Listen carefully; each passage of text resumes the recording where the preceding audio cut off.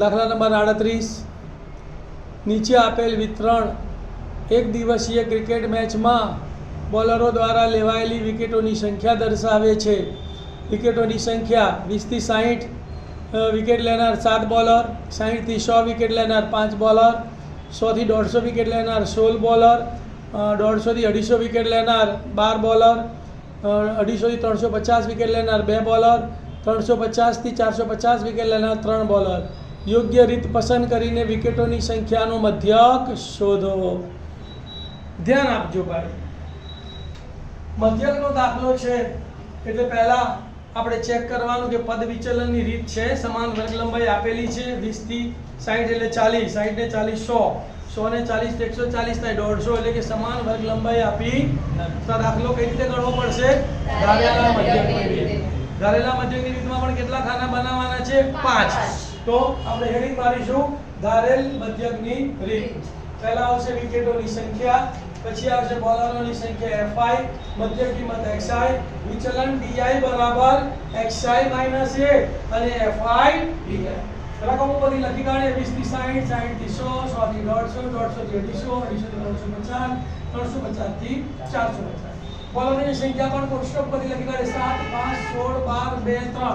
સરવાળો કરો 3 ને 2 5, 5 ને 2 7, 7 ને 6 13, 13 ને 5 18, 18 ને 7 25 નો પાંચડો વધી પડી 2, 2 ને 1 3 ને 1 4, તો સિગ્મા fi કેટલો આવ્યો? 45. હવે ધ્યાન આપજો, મધ્ય કિંમત શોધીશું. મધ્ય કિંમત એટલે અધસીમા વત્તા ઉર્ધ્વસીમા ભાગ્યા 20 વત્તા 60, 80 ભાગ્યા 2 એટલે 40. બીજી રીત છે કે ભાઈ આમાં કેટલા વધારે છે? 40, તો 40 ના અડધા અધસીમામાં ઉમેરી દેવાના 20, તો પણ 40 જવાબ આવી જાય.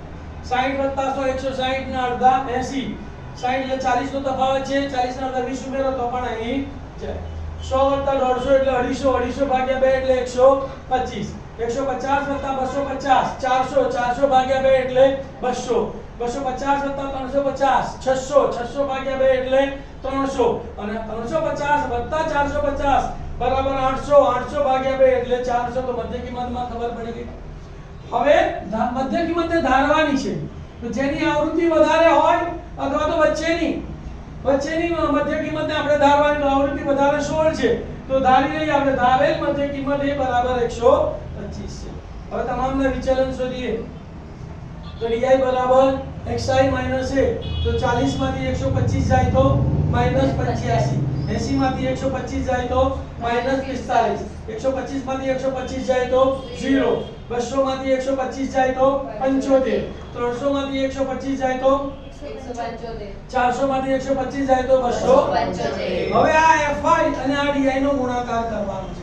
7 ગુણ્યા -85, 7 પંચા 35 નો પાંચડો વધી પડી 3, 7 * 56, 56 ને 3 59, તો -595. 5 ગુણ્યા 45, તો પ્લસ માઈનસ માઈનસ 5 5 25 નો પાંચડો વધી પડી 2, 5 ચોક 20 ને 2 22, તો -225.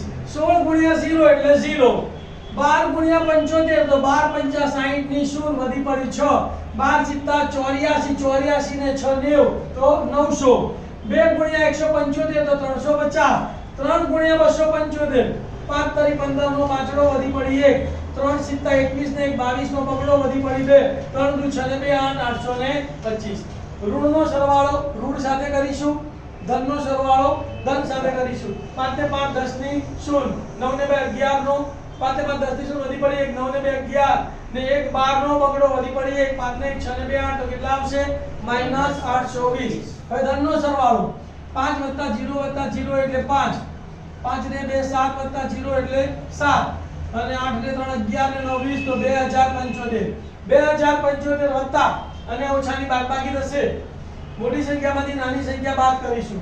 તો 5 માંથી 0 જાય તો 5, 7 માંથી 2 ગયા તો 5, 0 માંથી 2 ના જાય એટલે અહીંયા 10 લેવો પડે, 2 ઉપર 1 આવે, અહીંયા આવે 10, 10 માંથી આવી ગયા તો 2 અને અહીંયા આવશે તો +1255. આ શું આવ્યું? Sigma fi di. હવે મધ્યકનું સૂત્ર. હવે મધ્યક x બાર બરાબર a plus sigma fi di upon sigma fi કિંમતો મૂકીએ છીએ માટે x બાર બરાબર એની જગ્યાએ કેટલા મૂકીશું 125 વત્તા સિગ્મા fi ડી કેટલો આવ્યો 1255 અને છેદમાં સિગ્મા fi કેટલો છે 45 અહીંયા એકમનો અંક 5 છે અહીંયા પણ એકમનો અંક 5 છે તો 5 ની ચાવી લાગુ પડશે એટલે 5 વડે ભાગી શકાશે 5 વડે ભાગો તો 5 9 45 એટલે અહીંયા કેટલા આવશે 9 અહીંયા 5 દુ 10 એટલે 2 વધ્યા એટલે ઉપર ઉધારો 5 વડે 25 થયા પાયો પાયો 25 માંથી 25 ગયા 0 ઉપર ઉધારો 5 વડો 5 એકા 5 કૌંસમાં કેટલા 251 છેદમાં 9 તો માટે લખવાનું શું x બાર બરાબર 125 વત્તા 251 ભાગ્યા 9 વડે અહીંયા ભાગીએ આપણે ચલો તો 251 ભાગ્યા 9 ત્રણ દશાંશ સુધી ભાગાકાર કરવાનો તો 9 દુ 18 25 માંથી 18 ગયા તો 7 ઉપરથી ઉતાર્યો એકડો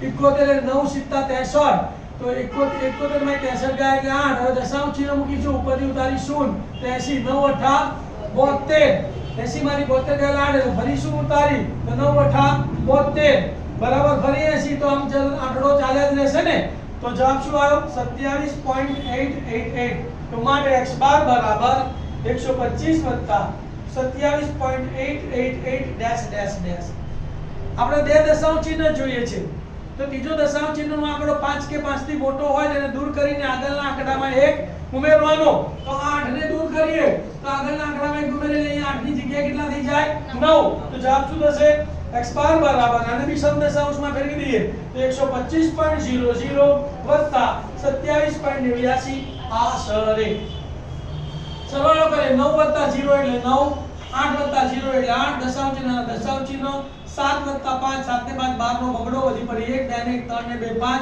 1 9 તો માટે x બાર બરાબર 152.89 વિકેટો શું આવશે અહીંયા આટલી વિકેટો અને આ સરે ધ્યાન આપજો ગાલા પેપર સેટમાં ખોટો જવાબ લખેલો છે આ ચોપડીનું ઉદાહરણ નંબર 3 છે બરાબર એટલે એનો આ જવાબ સાચો છે 152.89 ઓકે ચલો